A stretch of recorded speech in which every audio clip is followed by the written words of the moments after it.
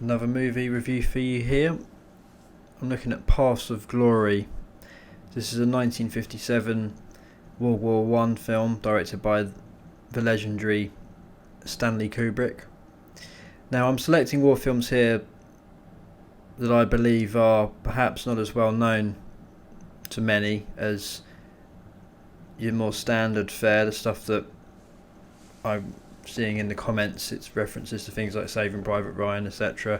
And they're all great war movies and I love them, but I want to highlight a few, such as this film, Paths of Glory, that many of my subs, I'm guessing, may not have seen. And if you have, then I'm sure you agree with me about this film.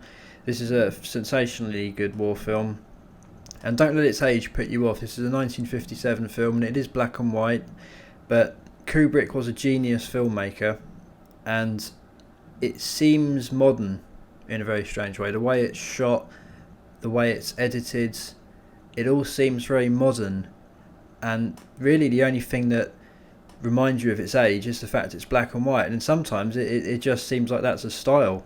It's like a Schindler's List sort of style that you could have argued that the director went for if it was a more modern film, because it's just that well done. It just seems that ahead of its time, basically.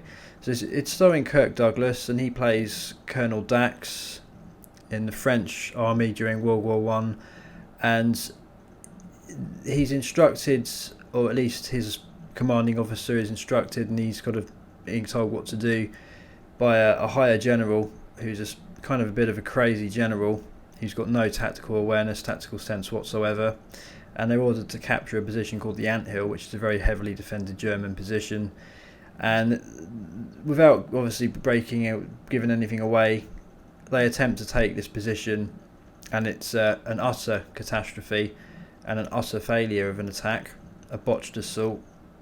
And then the rest of the film after that battle scene is essentially a courtroom drama, and it's about Kirk Douglas's character, who's actually a lawyer, trying to defend 5 soldiers against absolutely crazy charges of cowardice. Now, that all sounds pretty dull, I know, but it's brilliant, and it really captures the futility of war and the actual stupidity that was the policy that these European countries had during World War One regarding court-martialing and being shot at dawn, as they used to call it in the British Army, if you were mutiny, if you were sort of insubordinate in the ranks, kind of thing. But anyway,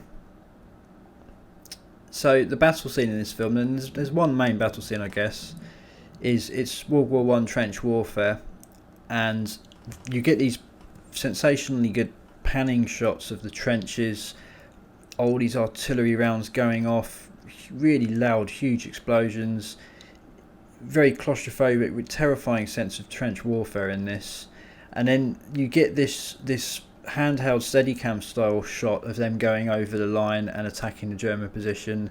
And Spielberg was certainly extremely influenced by this film. I think there's no doubt about that when he filmed the beach landings of D-Day in Saving Private Ryan. I think he owes a hell of a lot of that really to Kubrick and the way he shot the battle scene in Paths of Glory.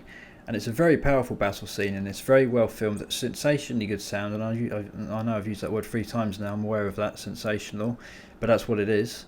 But anyway, it then progresses beyond the battle scene, and it still maintains this sense of horror, because of the fact that you're so repelled and appalled by the policy these French generals have with regards to their troops, and the way they're treating them like fodder, and the way that they just want to use a couple to treat them as pawns in this big game, and they want to make out that they were cowards so they can somehow pass the buck and blame the troops instead of blaming what is a ridiculous policy in the first place, which was this attempt to take a German position that they knew they could not capture.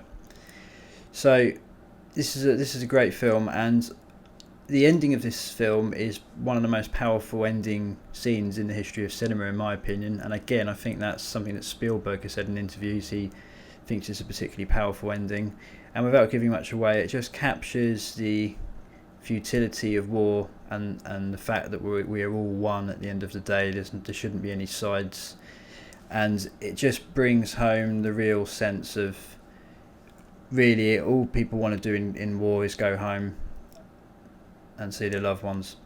So Paths of Glory, this is a really good film. If you can check this out, I'm sure you can get hold of it quite easily.